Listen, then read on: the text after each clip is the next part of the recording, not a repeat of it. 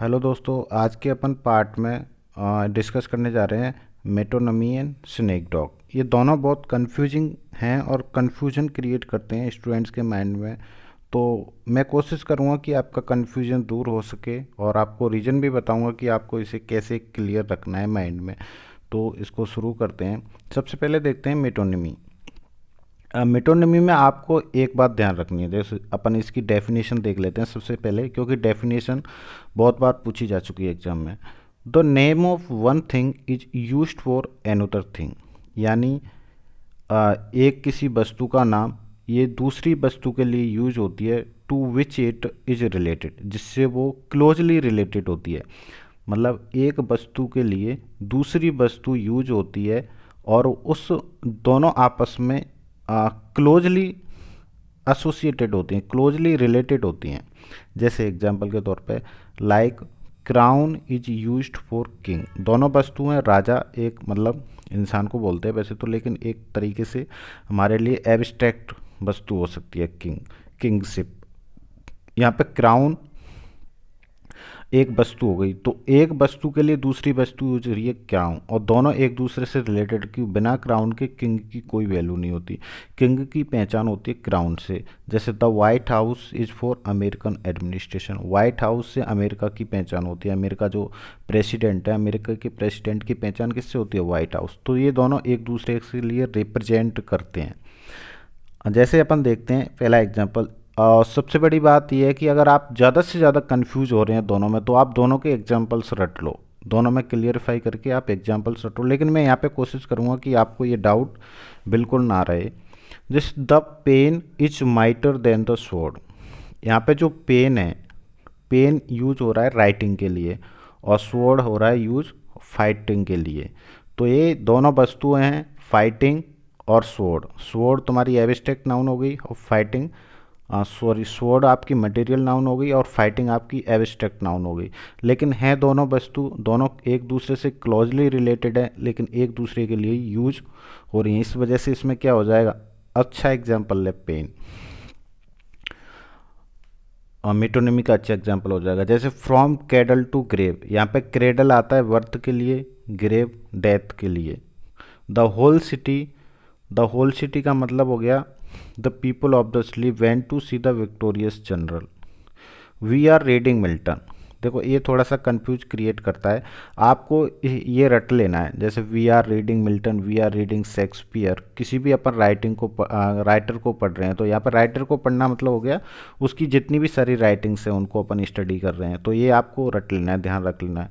The cattle boils, cattle यहाँ पे use हो रहा है वाटर के लिए, जो उसके अंदर वाटर है वो बॉयल्स होगा, ना कि कैटल।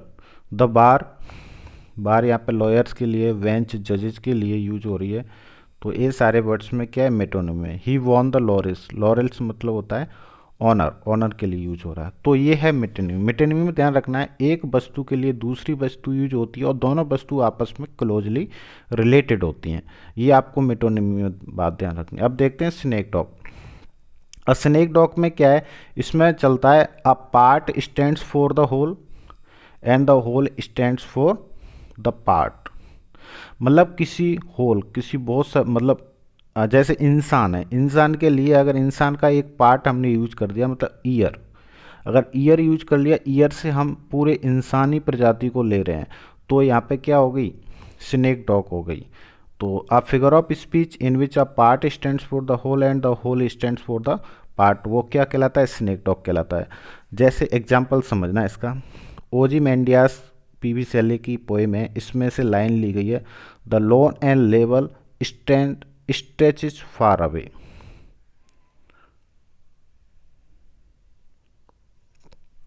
यहाँ पे जो सेंड शब्द है, सेंड, सेंड माने होता है रेत।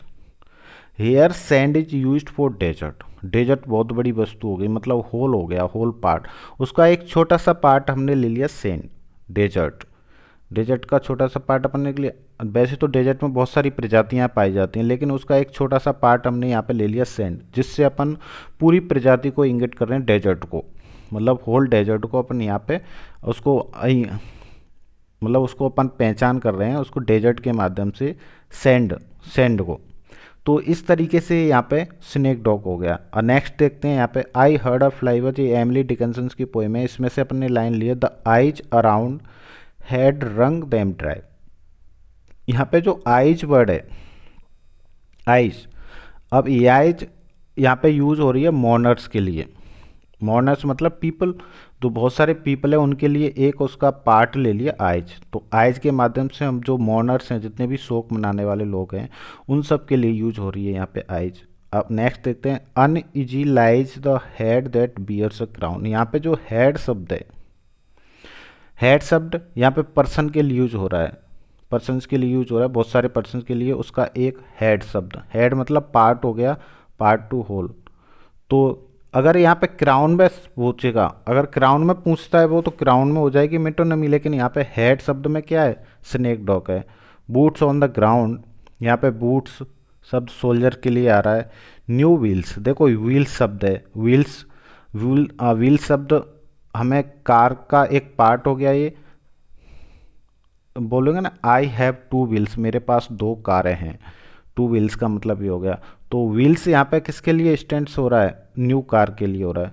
The Marvel speaks, Marvel speaks, अब ये जो मार्वल शब्द है ये क्या हो गया, एक स्टैच्यू हो गया, स्टैच्यू के लिए यूज हो रहा है। तो स्टैच्यू मेड ऑफ मार्वल, इस तरीके से ये स्नेक डॉग हो जाता है।